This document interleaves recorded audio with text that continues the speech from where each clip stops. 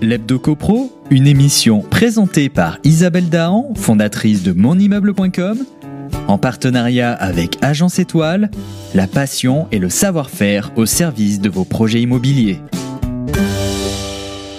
Un grand bonjour à nos auditrices et auditeurs. À la sortie de la période de confinement, 3 acquéreurs sur 10 doutent encore de la concrétisation de leur projet immobilier dans les 6 prochains mois. En effet, la crainte de la hausse des taux constitue une réelle inquiétude. Ainsi, 72% de ceux qui n'avaient pas encore étudié leur financement avant le confinement craignent que la hausse des taux freine leur projet. Comme le souligne Séverine Amat, porte-parole de Se Loger, à cause de la crise du coronavirus, 42% des futurs acquéreurs expriment davantage d'inquiétude concernant l'obtention d'un prêt immobilier pour concrétiser leur projet. Cette inquiétude est-elle fondée ? On peut dire que la situation s'est dégradée en début d'année et cela s'est encore accentué avec la crise du Covid-19.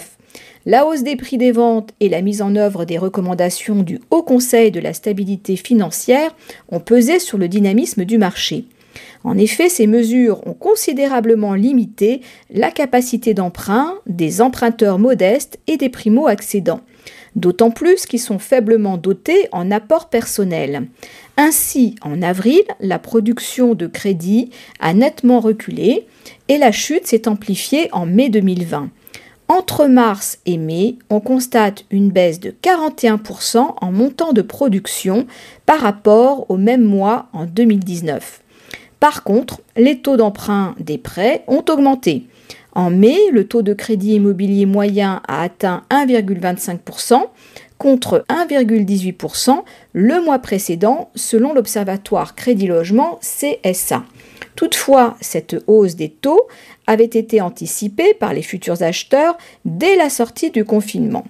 Cette augmentation résulte de la montée des risques.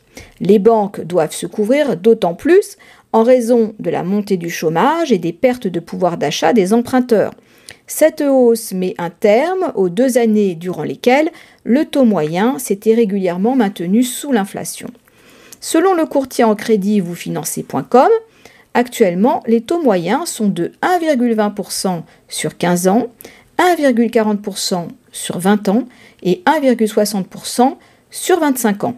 Toutefois, on peut négocier avec un beau profil des taux à 0,95% sur 15 ans, 1,15% sur 20 ans et 1,30% sur 25 ans. Autre phénomène lié à la crise sanitaire, les durées d'emprunt s'allongent de 2 mois. En mai, la durée moyenne des prêts immobiliers s'est établie à 230 mois. On note ainsi une augmentation de 2 mois depuis le déclenchement de la crise du Covid-19. Elle atteint respectivement 252 mois pour l'accession dans le neuf et 242 mois pour l'accession dans l'ancien. La durée moyenne des crédits retrouve donc les valeurs parmi les plus élevées observées jusqu'à présent. On note que les prêts de plus de 20 ans représentent 51,6% de la production en mai. Cet allongement des durées compense en partie la remontée des taux et la poursuite de la hausse des prix des logements. Malheureusement, le coût des opérations effectuées par les ménages continue à augmenter et il progresse plus rapidement qu'auparavant. Plus 7,1% sur les 5 premiers mois de 2020, après plus 2,6% en 2019. Concrètement, cela signifie que les revenus des ménages se lançant dans l'acquisition immobilière progressent moins rapidement que le coût des opérations réalisées. Mais cela, on le savait déjà. Rendez-vous lundi prochain pour notre chronique Hebdo CoPro. D'ici là, soyez vigilants et continuez de nous suivre sur monimmeuble.com. L'Hebdo CoPro, une émission présentée par Isabelle Dahan, fondatrice de monimmeuble.com, en partenariat avec Agence Étoile, la passion et le savoir-faire au service de vos projets immobiliers.